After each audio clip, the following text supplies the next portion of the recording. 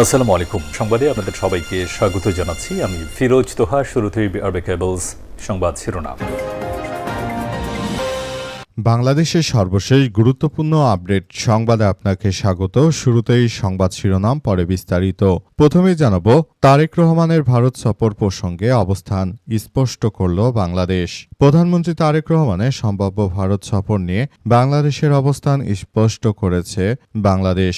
সফরটি নিয়ে বাংলাদেশ ও ভারতের কর্মকর্তাদের মতো গত কয়েক সপ্তাহ ধরে যোগাযোগ চললেও সম্প্রতি কিছু ঘটনায় প্রক্রিয়া ব্যাহত হয়েছে বলে জানা যাচ্ছে। এ বিষয়ে খুবই গুরুত্বপূর্ণ সংবাদ জানাবো, সঙ্গেই থাকুন। এরপর জানাবো, মুখে নয় জনগণের সামনে দেয়া ওয়াদা পালন করছে সরকার, বললেন প্রধানমন্ত্রী। বর্তমান সরকার জনগণকে দেয়া ওয়াদা পালন করছে বলে জানিয়েছে প্রধানমন্ত্রী তারেক রহমান। আজ সন্ধ্যায় কিশোরগঞ্জ জেলা স্টেডিয়ামে আয়োজিত ফ্যামিলি কার্ড বিতরণ কর্মসূচিতে বক্তব্যকালে এমনটা জানান তিনি। এদিকে জ্বালানি সংকট সমাধানে ৩ মাস আগে দেওয়া জামাতের পরিকল্পনার অগ্রগতি কি, সরকারকে গোলাম পরোয়ারের প্রশ্ন। দেশে চলমান বিদ্যুৎ জ্বালানি সংকট প্রসঙ্গে প্রধানমন্ত্রী বিরোধী দলগুলোর কাছে যে কার্যকর পরিকল্পনা চেয়েছিল, সেটি জামাত যে প্রস্তাব দিয়েছে সেটির ইতিবাচক কি, সরকারের কাছে প্রশ্ন তুলেছে জামাত ইসলাম। এবারে জানাবো, সীতাকুণ্ডের শিপইয়ার্ডে মৃত্যুর পরও লাশ নিয়ে লুকোচুরির অভিযোগ। গ্রামবাসী না গেলে লাশ ভেসে যেত সাগরে। জীবিকার তাগিদে কর্মস্থলে গিয়েছিলেন তারা। ঘরে অপেক্ষায় ছিল সন্তান, স্ত্রী কিংবা বৃদ্ধ মা বাবা। কিন্তু 14 আগস্ট সীতাকুণ্ডের Bhatiari Ferdous steel ship recycling ইন্ডাস্ট্রিতে মর্মান্তিক দুর্ঘটনার মুহূর্তেই 9টি পরিবারে নামিয়ে আনে শোকের অন্ধকার। প্রিয়জন হারানো সেই শোকের মধ্যেই নিহত শ্রমিকদের লাশ উদ্ধারের ঘটনা নিয়ে স্বজনদের অভিযোগ তৈরি হয়েছে নতুন ক্ষোভ ও তাদের দাবি, দুর্ঘটনার পর কয়েকজন শ্রমিকের লাশ জাহাজের ডেকে এবং তারা সাগরে ভাসিয়ে দিতে চেয়েছিল, কিন্তু গ্রামবাসীর জন্য তারা এই অপরাধটা করতে পারেনি। এবং সর্বশেষ জানাবো, 2 ঘন্টা চেষ্টায় পুরান ঢাকার গোডাউনে লাগা আগুন নিয়ন্ত্রণে। প্রায় 2 ঘন্টা চেষ্টার পর রাজধানীর পুরান ঢাকার বংশাল হেলমেটের গোডাউনে লাগা আগুন নিয়ন্ত্রণে এসেছে। ফায়ার সার্ভিসের 7 ইউনিটের দীর্ঘ প্রচেষ্টার পর এই আগুন নিয়ন্ত্রণে আসার ঘটনাটি ঘটে। প্রিয় দর্শক, এতক্ষণ শুনছিলেন সংবাদ শিরোনাম, এবারে বিস্তারিত। তবে তার আগে বন্ধুরা, অনুরোধ থাকবে এই সংবাদটিতে একটি লাইক দিন। এই চ্যানেলে আপনি নতুন হয়ে থাকলে আমাদের সংবাদটি দেখতে দেখতে চ্যানেলটি সাবস্ক্রাইব করে রাখুন। কমেন্ট করে বন্ধুরা আপনার মূল্যবান মতামত জানিয়ে দিন আপনি বিশ্বের কোন দেশ থেকে বা বাংলাদেশের কোন স্থান থেকে আমাদের সংবাদটি দেখছেন এবং শুনছেন। আর বন্ধুরা, সংবাদটি আপনার সোশ্যাল মিডিয়া ফেসবুকে শেয়ার করে বন্ধুদেরও দেখার সুযোগ করে দিন। গাজা যুদ্ধে আপনি যদি নিরীহ ফিলিস্তিনিদের ভালোবেসে থাকেন বন্ধুরা, কমেন্টে ইয়েস লিখে পুরো বিশ্ববাসীকে আমাদের এই তাজা আপডেটটি দেখার সুযোগ করে দিন। এবারে বিস্তারিত। তারেক রহমানের ভারত সফর প্রসঙ্গে অবস্থান স্পষ্ট করল বাংলাদেশ। ভারত ও বাংলাদেশের মধ্যে দীর্ঘদিন ধরে তারেক রহমানকে বিদেশে পাঠানোর ক্ষেত্রে অনেক কথাবার্তা হচ্ছিল। তবে তারেক রহমানকে আসলে এই মুহূর্তে ভারতে পাঠানোর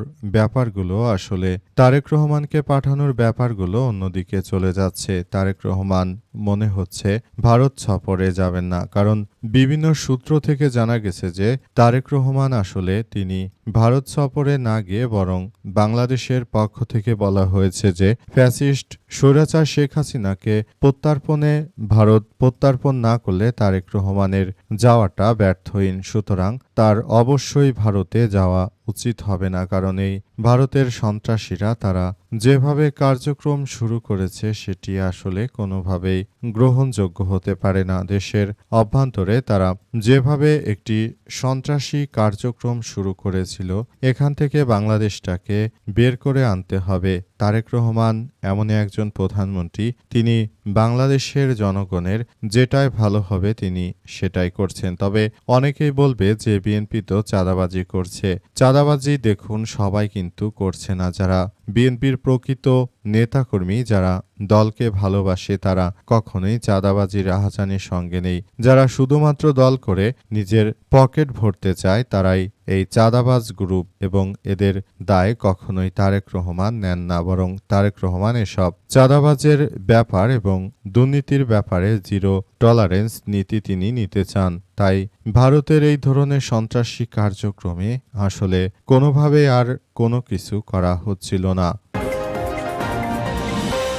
মুখের কথা নয়, জনগণের সামনে দেয়া ওয়াদা পালন করছে বর্তমান সরকার, বললেন তারেক রহমান। প্রধানমন্ত্রী তারেক রহমান জানিয়েছেন, আমরা শুধু মুখের কথা নয় বরং জনগণকে যেসব প্রতিশ্রুতি দিয়েছি সেসব প্রতিশ্রুতি আমরা পালন করার চেষ্টা করছি।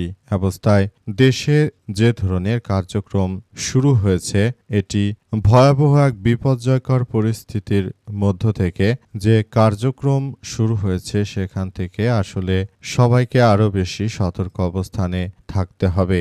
সবাইকে বলে দিতে চাই, যে ধরনের কার্যক্রম আসলে সৃষ্টি হয়েছে এখান থেকে আমাদেরকে বেরিয়ে আসতে হবে। যদি দেশটিকে আমরা একটি ভালো অবস্থানে নিয়ে যেতে চাই তাহলে অবশ্যই এসব বিষয়গুলো আমাদেরকে দেখভাল করতে হবে। তারেক রহমান আরও জানিয়েছেন যে আমরা ৫৩৩ উপজেলায় হাসপাতাল ১৫১ শয্যায় উন্নীত করব, যাতে করে গ্রাম থেকে কাউকে শহরে আর চিকিৎসা নিতে না আসতে হয়। গ্রামেই যেন একটি ভালো মানের চিকিৎসা হয় সেই ব্যাপারগুলোই আমরা আসলে করার চেষ্টা করছি।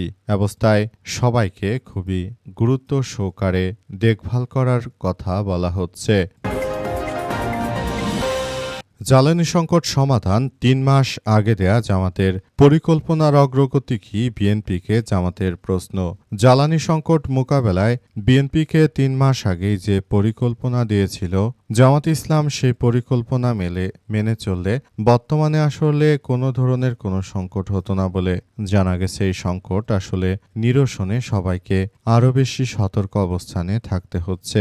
সবাইকে যার যার জায়গা থেকে কার্যক্রমগুলো চালিয়ে যাওয়ার কথা বলা হয়েছিল, কিন্তু বর্তমান এই সরকার সেটি কোনো কিছুই করতে পারেনি। বর্তমান সরকারের প্রতি জামাত ইসলাম পুরোটাই অসন্তুষ্টি প্রকাশ করেছে।